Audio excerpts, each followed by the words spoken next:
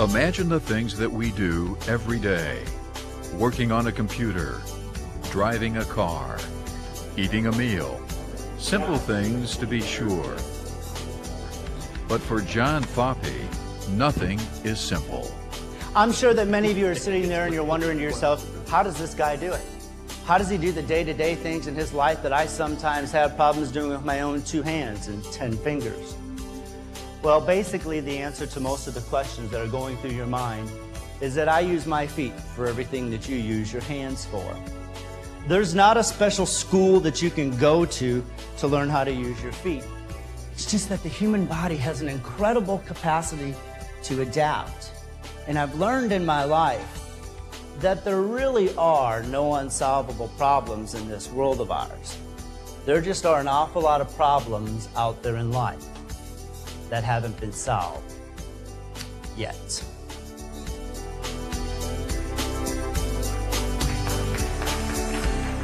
Cheers.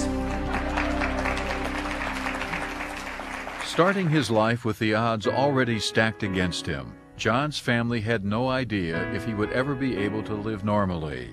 They had lots of questions. What if he's not accepted by his peers? How's he going to eat? How's he going to get dressed? How's he going to fend for his day-to-day needs? But most of all, they just asked an awful lot of why questions. Why did this have to happen to us?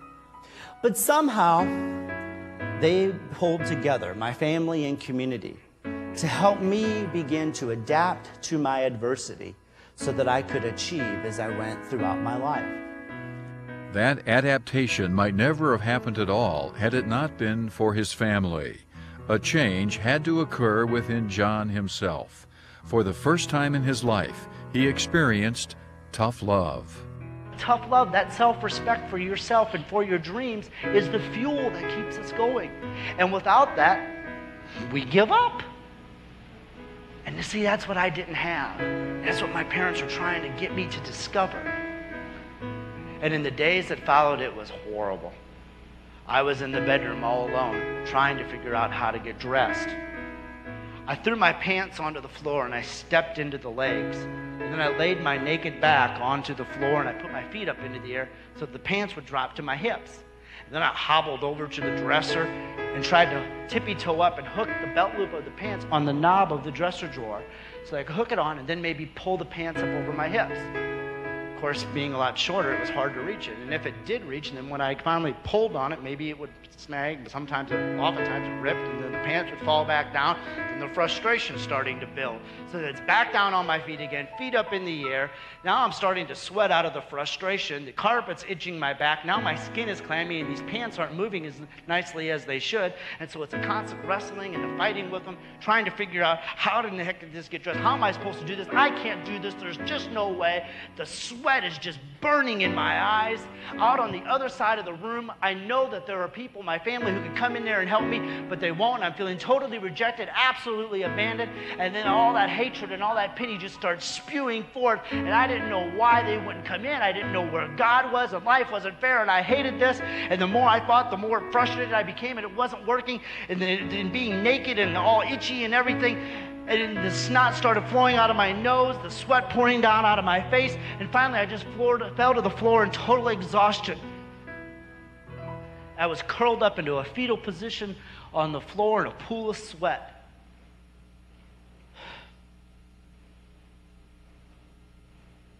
I was beaten.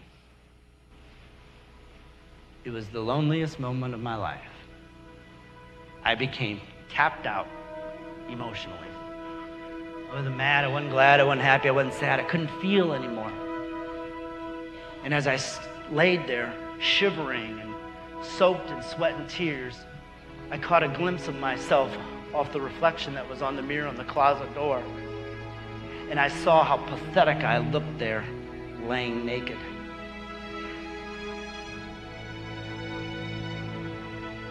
And I knew that I had to change.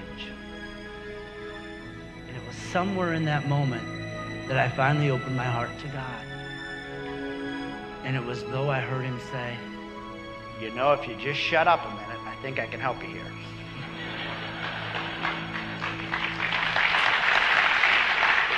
This is his life, his story, and most importantly, his message. In his own frank and often humorous way, John tells us how he learned to accept his limitations and how we can also make the absolute most of what we've been given. Our only real handicaps are those mental and emotional ones that prevent us from participating fully in life.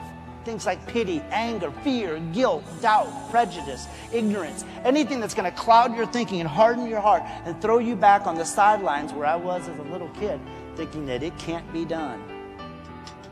John knows we all have limitations, but he also knows that they don't have to stop us. I don't care if I spent all darn day out on some golf course with Tiger Woods. Chances are my golf game is never going to improve. Let's say you and I were on that Survivor show, and we're stranded on some desert island, and you suddenly need CPR. You're out of luck. I mean, I suppose I could try one of these breathe, sucker, breathe.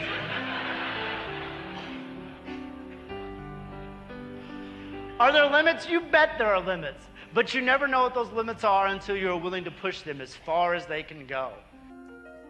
John has tried to harness his energy into being the best that he can be and not let a negative attitude dictate his life.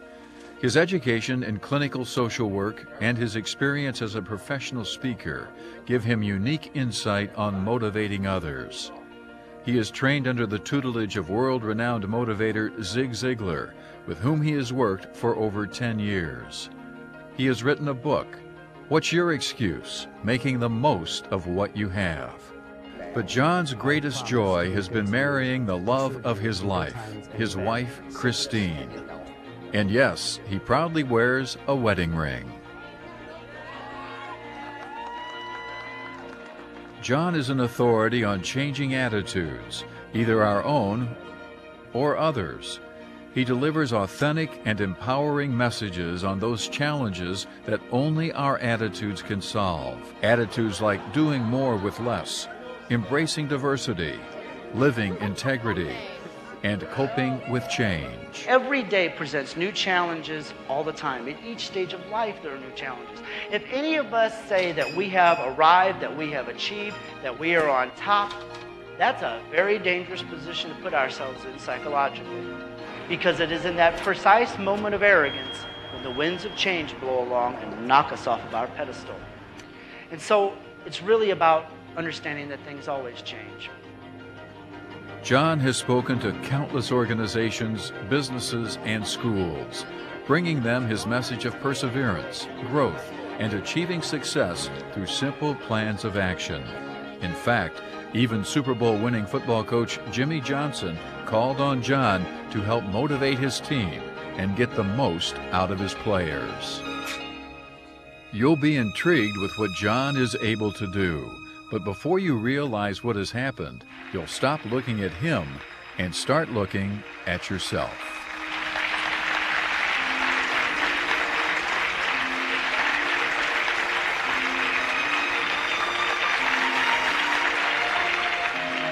We have to die to the way things would have been, could have been, and should have been in our lives. Condition, a word that I think accurately describes my situation. Self-pity happens when we have the resources in front of us to deal with our condition. We just don't have the motivation. It's okay to be down. There's going to be times when the conditions are going to be so painful you're going to be down. But it's not okay to stay down. This hasn't changed. This never will. Many of the strategies for success don't come in fancy packages or some long algebraic formula. The ultimate form of tough love is valuing yourself enough, loving yourself enough to change.